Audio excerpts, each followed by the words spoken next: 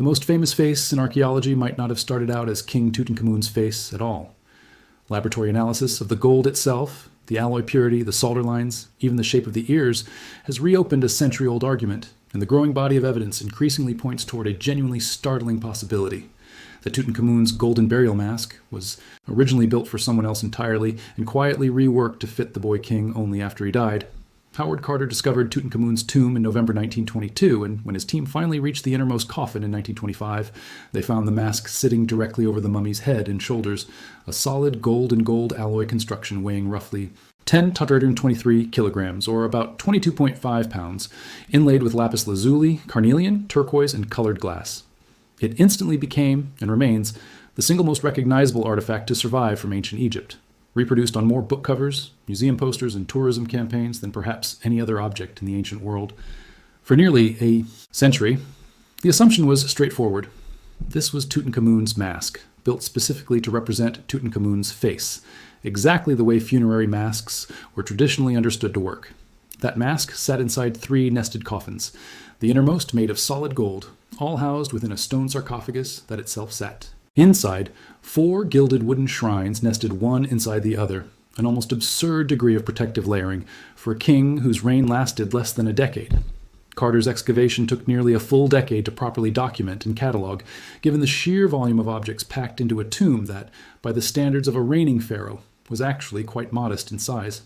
Everything about the burial scale, cramped by royal standards, yet stuffed with an almost incomprehensible density of gold, jewelry, and ritual objects, hinted from the very beginning that something about Tutankhamun's death and burial hadn't followed the normal script other Egyptian pharaohs' burials tended to follow. That assumption started cracking, ironically enough, because of an accident. In August 2014, while museum staff at the Egyptian Museum in Cairo were working on the display case lighting, the mask's iconic braided beard snapped off. Rather than reporting the damage through proper channels immediately, museum staff hastily reattached the beard using epoxy, ordinary quickset glue, leaving visible smears and marks on any of the most valuable and irreplaceable artifacts on Earth. The story broke publicly in January 2015, sparking international outrage, and Egyptian investigators eventually recommended disciplinary action against several senior restoration officials and the museum's own director for violating basic professional and scientific standards. Accounts of exactly how the beard came loose in the first place varied depending on who was asked.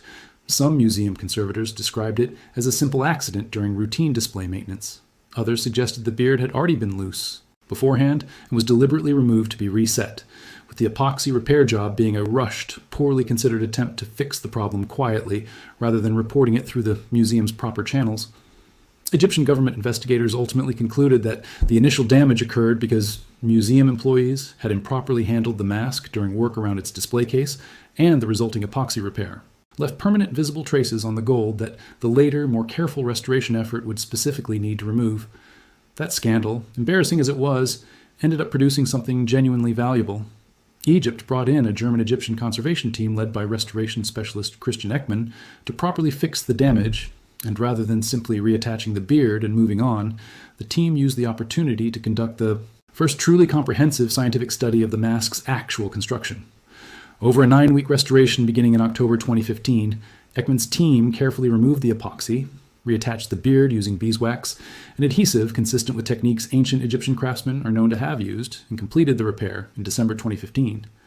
In the process, they also discovered something in the museum's own archival records that the beard had been broken and detached once before, sometime prior to 1922, and hadn't actually been properly reattached until 1946, decades after Carter's original excavation. In other words, this was already the 3rd time in the mask's modern history that its beard had come loose. If watching a genuine archaeological mystery unfold through real laboratory analysis, rather than speculation, is exactly the kind of story you come here for, go ahead and subscribe, because that's the territory this channel covers. The 2015 restoration work opened the door to something bigger than beard repair, though, because it gave researchers direct physical access to study the mask's metal in detail faux art the first time. Using X-ray fluorescence analysis, a technique that identifies the precise elemental composition of a material without damaging it, researchers examining the mask found that its different sections weren't made from a single uniform batch of gold at all. A joint investigation involving Japanese and Egyptian researchers, using a specialized combined X-ray diffraction and fluorescence instrument, measured the face and neck at roughly 23.2 to 23.5 karat gold, coated with an 18-karat gold-silver copper alloy layer, giving it a distinctly whitish tone, while other sections of the mask were found to carry a separate 22.5 karat alloy with a warmer, more yellow gold coloring. Different single unified masterpieces were actually built from measurably different gold, applied at what increasingly looks like different points in time. That metallurgical mismatch is exactly the kind of detail that reopened the argument. Researchers thought had been settled decades ago. More recent analysis, conducted through a collaboration between researchers working in Cairo and Oxford, alongside a separate team at the University of York, went further, specifically examining the solder lines where the mask's face joins its surrounding headdress. Under microscopic inspection, those solder lines showed gold of two clearly different purities fused together, one alloy for the face itself, a separate distinct alloy for the headdress surrounding it, joined in a manner researchers have described as looking rushed, as though the face had been attached to that headdress in haste, rather than as part of one single, carefully unified original construction. It helps to understand why solder lines specifically carry so much evidentiary weight in an investigation like this. When ancient Egyptian goldsmiths built an object from scratch as a single unified piece, they typically worked with a consistent gold source throughout construction, since sourcing, melting, and casting gold was a genuinely labor-intensive process that workshops had little reason to interrupt partway through a single commission unless something forced gold purities joined together at a specific seam rather than blended smoothly. Throughout the entire object is a strong physical signature of assembly happening in at least two separate stages, using at least two separate batches of material, rather than in one continuous, uninterrupted process of original construction. That's precisely the kind of forensic detail that shifts this argument from stylistic speculation into something resting on hard physical evidence. Here's where the story moves from metallurgy into something considerably more dramatic. Researchers at the University of York compared the mask's facial proportions and the precise outline of its chin against surviving portraits and sculptures of other Amarna period royals, and found that the mask's features actually align more closely with known depictions of Queen Nefertiti than with any confirmed image of Tutankhamun himself. Alongside that, researchers identified a distinct inserted section at the base of the mask's chin and cleanly, deliberately cut openings at the ears, both consistent with a later modification to an already finished object, rather than features built into the mask from the very beginning of its construction. That detail about the ears carries more weight than it might initially seem to. Pierced ears are a genuinely significant clue in Egyptian royal iconography, because in most surviving depictions, pierced ears show up far more frequently on images of women and children than on grown adult pharaohs, who are typically shown without them in formal, official royal artwork. A pharaoh's official funerary mask carrying pierced ears is exactly why the kind of small, easily overlooked detail that makes far more sense if the mask wasn't originally designed to depict an adult king at all. Taken together, researchers studying these findings have proposed a genuinely startling sequence of events. The mask may have originally been crafted for Queen Nefertiti, or possibly for another closely related Amarna period royal figure who briefly held power. Under the throne name Neferneferuaten, a shadowy, still-debated figure some Egyptologists believe was Nefertiti herself ruling under a different official title after her husband Akhenaten's death. When Tutankhamun died, suddenly and unexpectedly at a young age, likely around 18 or 19 years old, Egypt's royal workshops would have faced an urgent problem. An elaborate, fully finished funerary mask was needed for a state burial that, by all indications, had to be arranged and completed in a considerable hurry. Rather than crafting an entirely new mask from scratch under enormous time pressure, the theory holds that craftsmen took an already finished royal mask, likely built years earlier for Nefertiti or a related figure, and modified it, reworking the face, adjusting the chin, closing or reshaping the ear openings, and recarving the royal cartouches to bear Tutankhamun's own name instead. That last detail, the cartouches, has drawn particular attention from researchers examining the mask closely. The oval name inscriptions running across parts of the mask show signs consistent with having been recarved, Tutankhamun's name appearing to esit directly over evidence of an earlier different name that had been present before it. This isn't a new observation either. French Egyptologist Marc Gabolde raised a version of this same underlying theory years earlier, based on his own close study of the mask's proportions and the ear piercings specifically, arguing well before this latest round of alloy analysis that the mask looked to him like it had originally been built for someone other than Tutankhamun. It's worth being genuinely careful and precise about where the scientific consensus actually stands here, because a claim this dramatic deserves real scrutiny rather than simple acceptance. This remains a contested, actively debated hypothesis within Egyptology, not a settled fact the field has universally accepted. Other researchers examining the same mask have offered alternative explanations for at least some of these anomalies, arguing that variations in gold alloy don't necessarily prove the mask had a different original owner, since ancient Egyptian workshops are known to have sometimes used different gold batches for different components of a single object, even during original construction, particularly for a piece this large and this elaborate.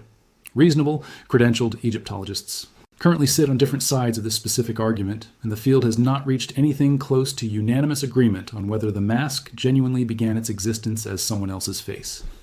Skeptics of the repurposing theory point out that grand royal commissions of this scale and D complexity plausibly involved multiple goldsmithing workshops or teams working somewhat independently on different components before final assembly, which could produce exactly this kind of alloy. Variation without requiring an entirely separate original owner at all. They also note that comparing facial proportions across ancient Egyptian royal portraiture carries its own inherent uncertainty, since Egyptian royal art followed established stylistic conventions that could make two different individuals' officially sanctioned portraits look more similar to each other than their actual living faces likely did.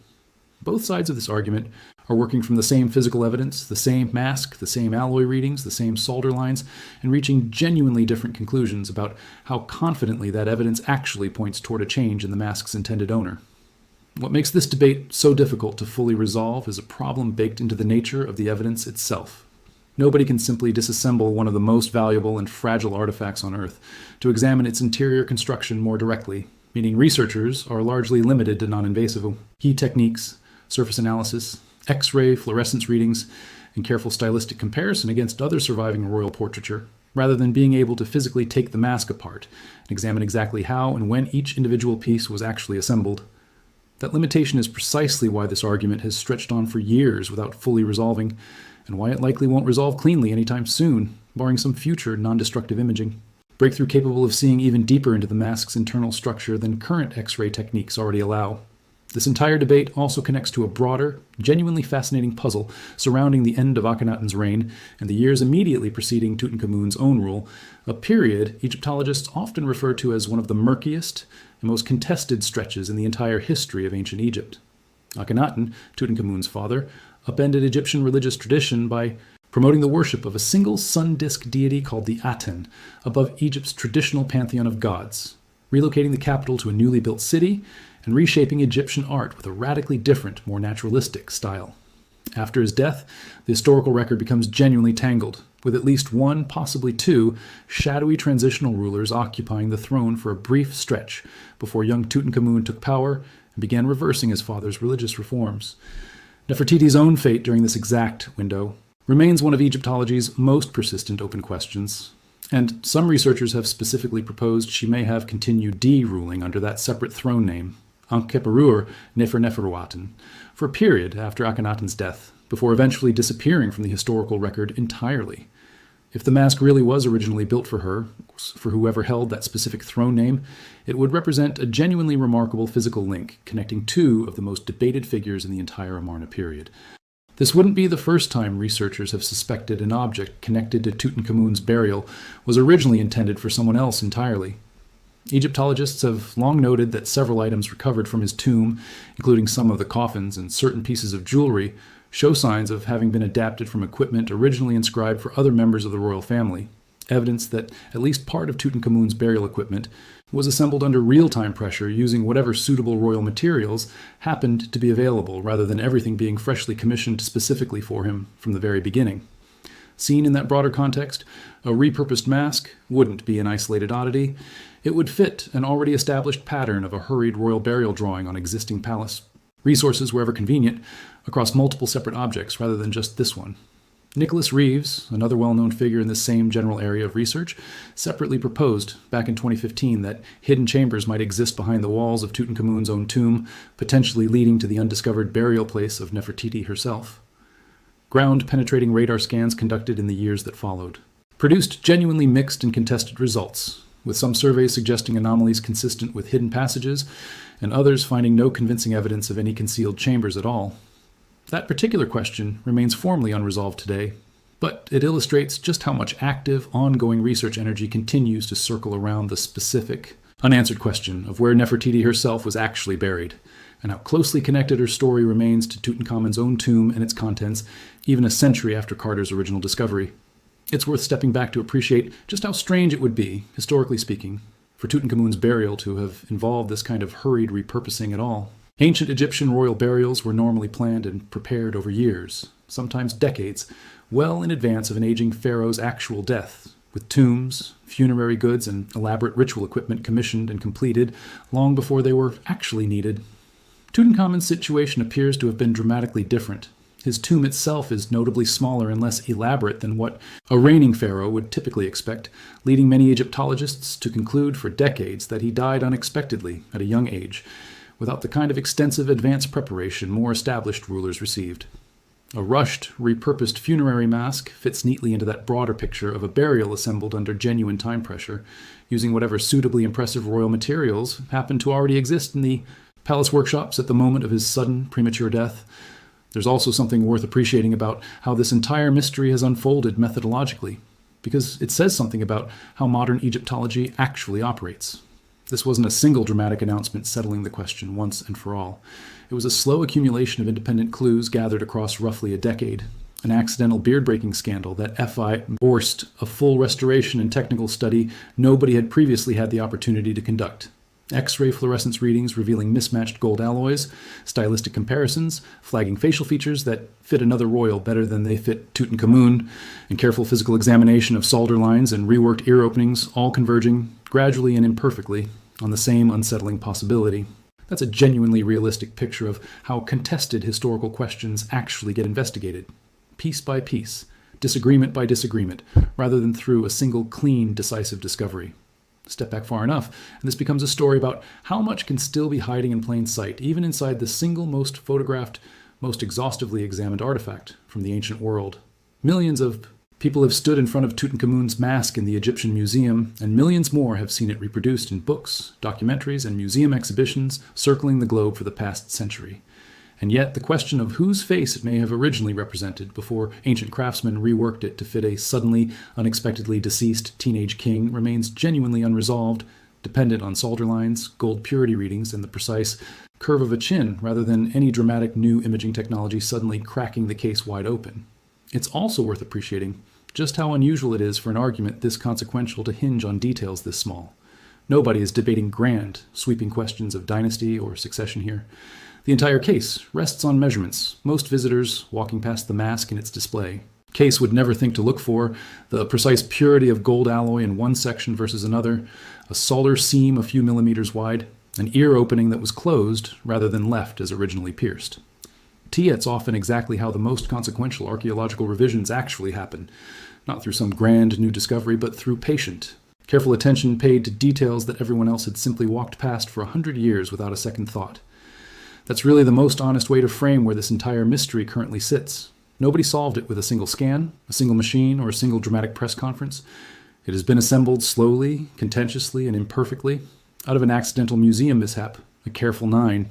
Weak restoration nobody originally planned for, a joint Japanese-Egyptian material study, and an ongoing collaboration between researchers in Cairo, Oxford, and York, each contributing one more piece to a puzzle that still doesn't have a fully agreed-upon final answer. If anything, that slow, argumentative, evidence-by-evidence process is a far more accurate picture of how real archaeological mysteries actually get, investigated than any single dramatic discovery ever could be. And it's precisely why this specific debate, more than a century after Carter first lifted the mask off Tutankhamun's mummified head, still isn't finished. If deep dives into real archaeological mysteries, the kind built entirely from actual laboratory analysis and ongoing scholarly debate rather than invented drama, are what you come here for, make sure you're subscribed, because there's a lot more genuinely contested ancient history like this still waiting to be untangled. And if the idea that the most famous face in archaeology might not have started out depicting the king everyone assumes it does surprised you, let me know in the comments which side of this debate you find more convincing, the traditional single-owner explanation or the reworked, repurposed mask theory, and I'll see you in the next one.